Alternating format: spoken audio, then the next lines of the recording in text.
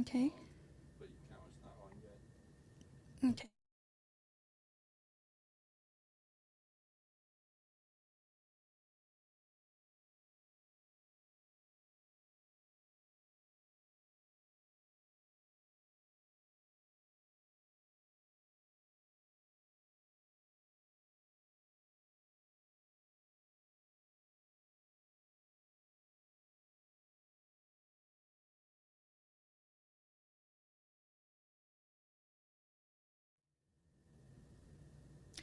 Hey, Village, and welcome to another episode of Womanhood Decoded. I am your host, Tasha Ray, and it is my goal that each episode that we can talk about the very hard things, celebrate the wins, and everything in between. So, for today, I want to start with this quote. Growth is painful, change is painful, but nothing is as painful as staying stuck somewhere you don't belong. Mandy Hale. Today's topic is life unstuck. But before I begin, I just want to thank each and every one of you for taking time out of your day to watch wherever you are watching me from today. So, I want to discuss burnout, exhaustion, and overwhelm, which are three of the main contributors of feeling stuck. Now, the quote that I began with speaks to the quiet suffering of feeling stagnant despite knowing that you are meant for more. Many of us have done the work.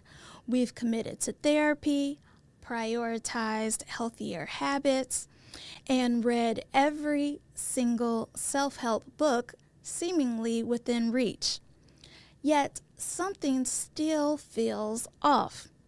It's as if no matter how much effort we put into personal growth, there is an invisible barrier keeping us from being the best versions of ourselves. The reality is that burnout and exhaustion and overwhelm are the silent faces behind keeping us stuck. They are the undercurrents that pull us away from clarity, leaving us feeling drained, unmotivated, and disconnected from our purpose. But what does it really mean to be stuck? And how do we recognize the patterns that keep us in the cycle? More importantly, how do we break free? These are some of the topics that I hope to get a little bit more clarity about on this episode. Now, let's start with defining burnout. Burnout is a state of emotional, physical, and mental exhaustion caused by prolonged or excessive stress. While we can't escape all stress, we can do some things to minimize it. But here's the thing. Many of us know all too well the tools and the strategies, but the issue is identifying in ourselves the triggers or patterns that lead to a state of overwhelm. According to research, most people have little to no problem identifying in others the signs of stress, but aren't able to recognize when they themselves are in need of support.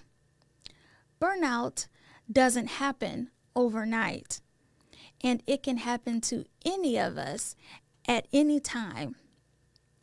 Burnout builds slowly. It creeps in through small moments of overexertion, unmet expectations, and emotional depletion until one day the simplest tasks feel overwhelming. While running away from stress isn't something that I would recommend, we can learn to recognize when we are approaching our breaking point. The problem is that many of us are conditioned to ignore our own signs of distress. We pride ourselves on being the ones who, quote unquote, have it all together all the time. We are the problem solvers, the caretakers, the dependable ones.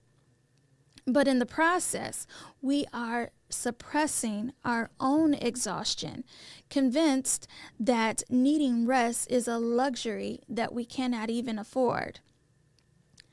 Let's explore some of the hidden signs of burnout. Most people think of burnout as extreme fatigue or a loss of motivation, but it presents itself in more subtle ways, including irritability and short temper. Small inconveniences feel suddenly unbearable, and you find yourself snapping at people over minor things.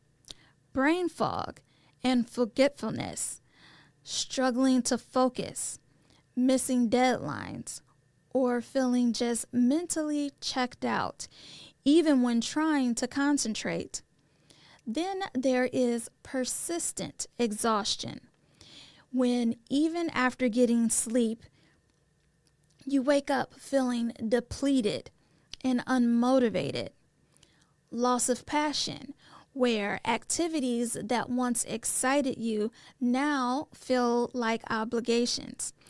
You start questioning whether there's anything that really matters.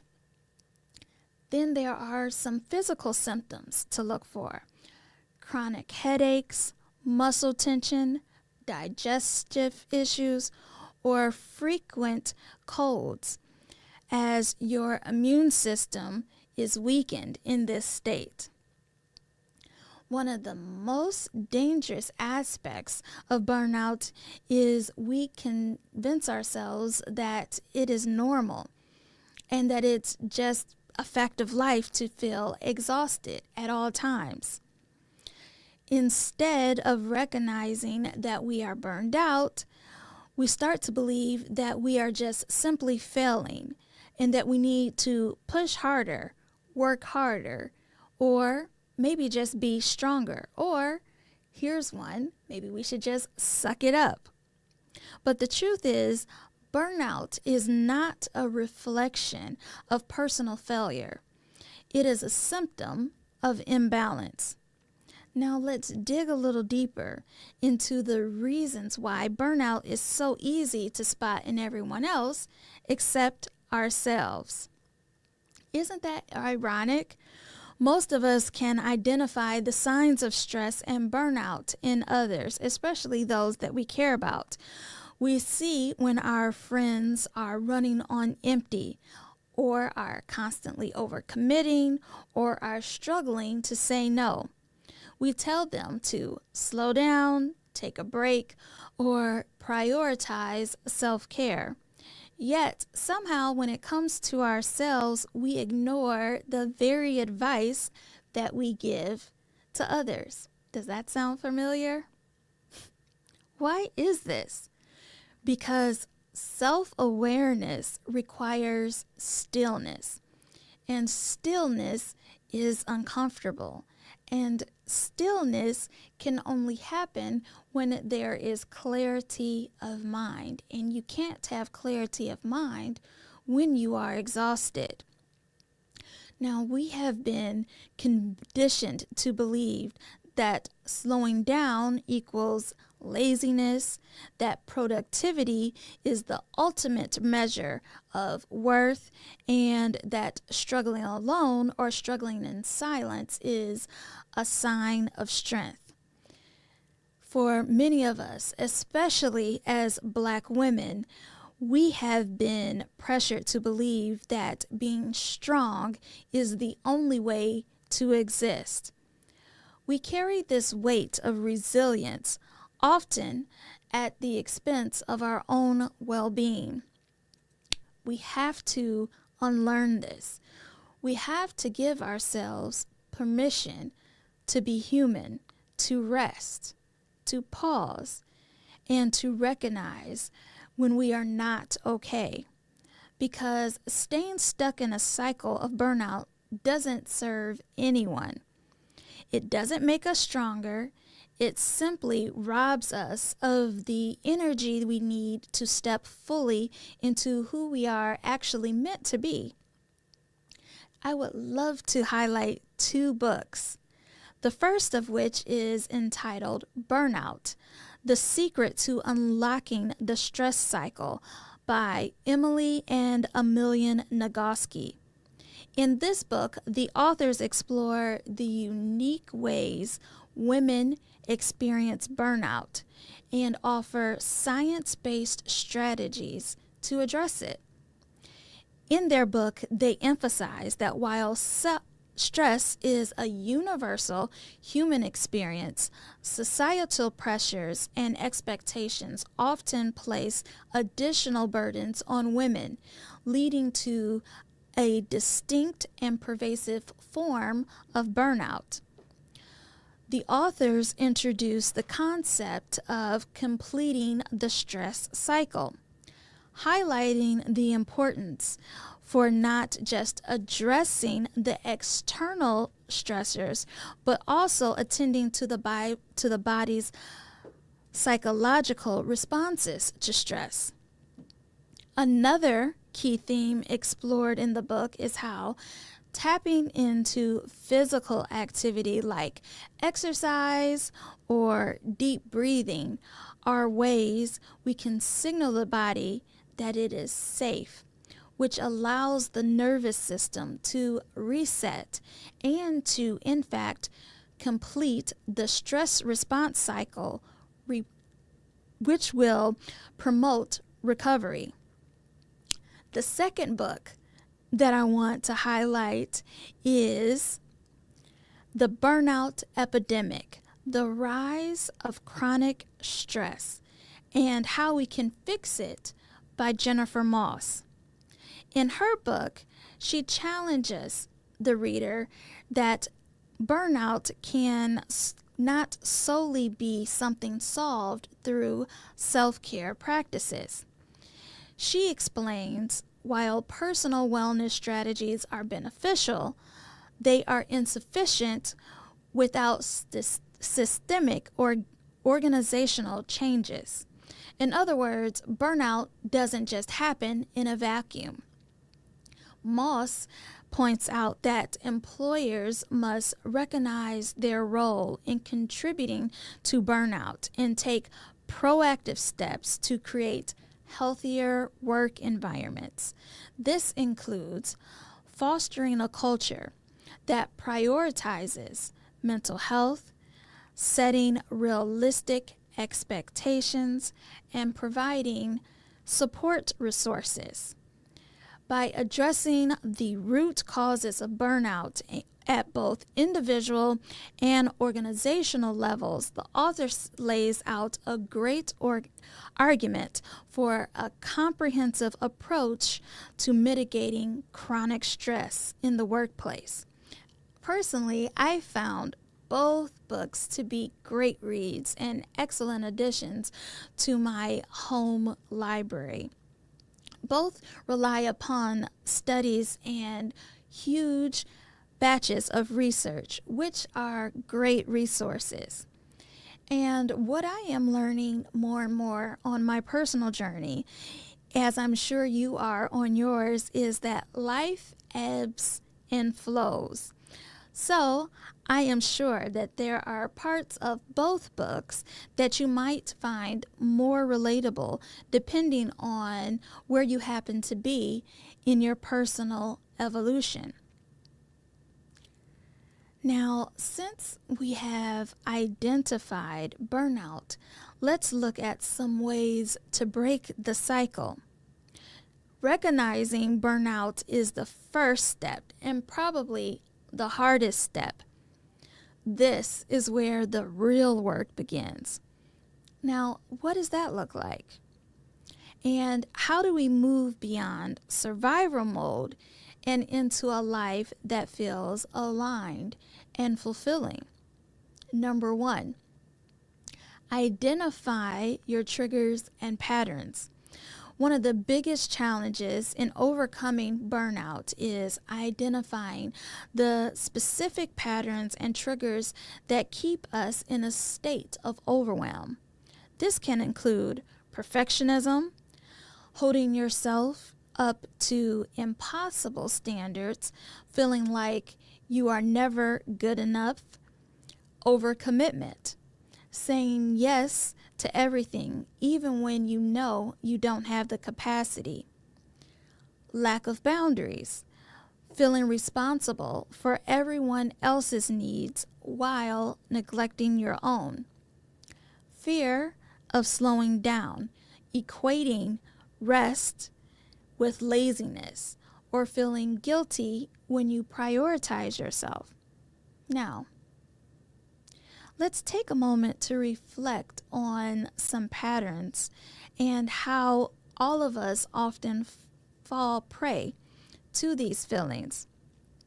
I have a couple questions for us to consider.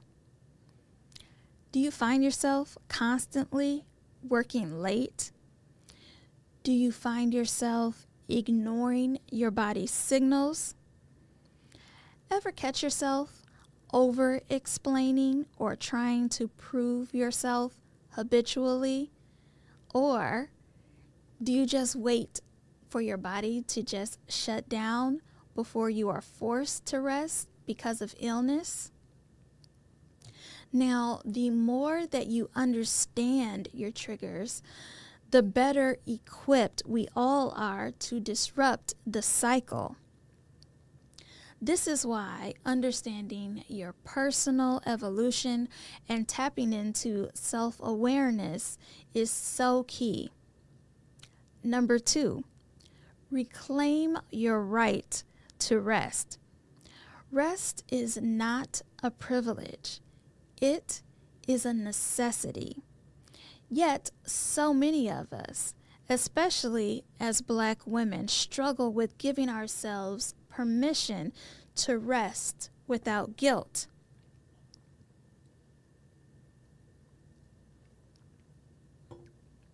We are told that we have to constantly hustle, to grind, or to always be quote unquote on. But what if the real key to success isn't doing more, but being more present and self-aware?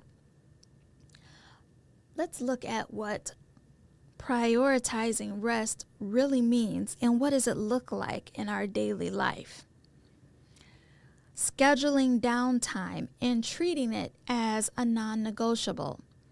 So this means actually blocking out time on your calendar and or however you make your to-do list and putting in and allotting time to actually relax. Just like you schedule in all the appointments that have to be done and you prioritize them, choosing to prioritize your rest is just as important. Disconnecting from work and social media to allow your mind to reset. Now, I'm sure this is a harder one for all of us because all of us oftentimes want to feel connected. But sometimes we do so and we become overstimulated, which perpetuates the cycle of stress and overwhelm that we are trying to disrupt. Then, engaging in activities that bring joy rather than just productivity. For me, this is taking time to play with my daughter or taking in the arts, be it a concert or live music or something simple like poetry or creative writing. The point here is to find things that make you smile, that aren't connected to a goal, where the purpose is your personal happiness and joy. And that's it. Understanding that rest is actually productive. It allows you to show up as your best self. Number 3, redefining success on your own terms. A major reason many of us feel stuck is that we are chasing a version of success that isn't even our own. Learning to color outside the lines of expectation can be very freeing. Society often defines success by external achievements like job titles, salaries, and social status. But I'd like to offer an alternative view to success. What about if success was truly a personal choice that you could form yourself? I think success is truly personal. It is about alignment, fulfillment, and inner peace. Here are 3 questions to consider. What does success feel like for me beyond what I've been taught to believe? Or when did I feel most successful? Am I living in alignment with my values and desires? What would my life look like if I wasn't afraid to disappoint others? These questions allow us to redefine our path and to let go of the expectations that no longer serve us. Getting unstuck is made largely of 2 components: courage and change. Getting unstuck is not about making drastic overnight changes, like quitting your job, moving across the country, or suddenly trying to reinvent yourself, unless these are things that you actually want to do. Instead, it is about a deep and intentional commitment to yourself, an agreement to no longer settle for exhaustion as your default state.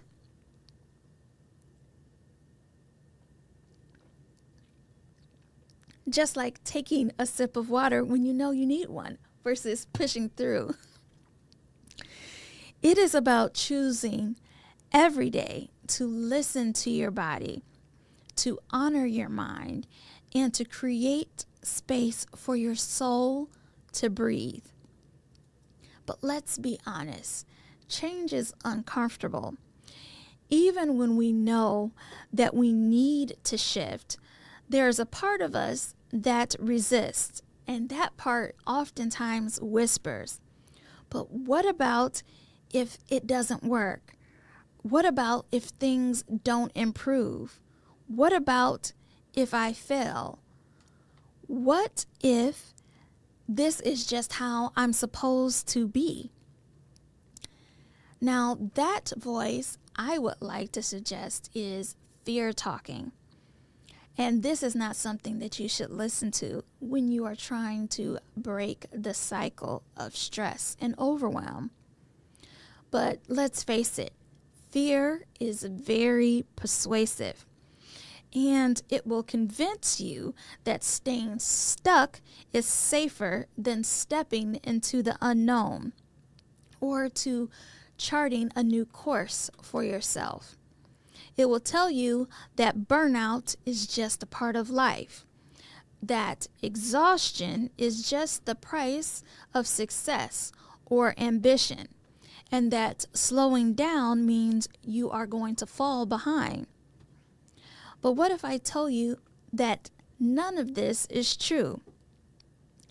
What if I told you that you can have life on your own terms and that you can actually develop it according to where you want to be, and you can wake up feeling energized, and where you can feel connected to your purpose, where joy is not an afterthought, but it's actually a priority.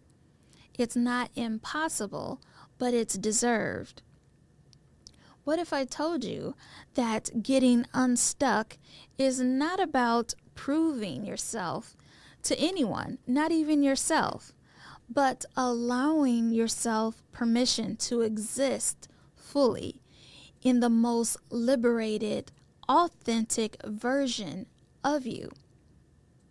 This is what we should be, in my opinion, striving for.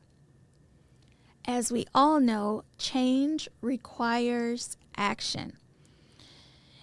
It requires a willingness to disrupt our own patterns, to challenge the beliefs that keep us stuck, and to take intentional steps towards a new way of being. Getting unstuck is not just a one-time thing.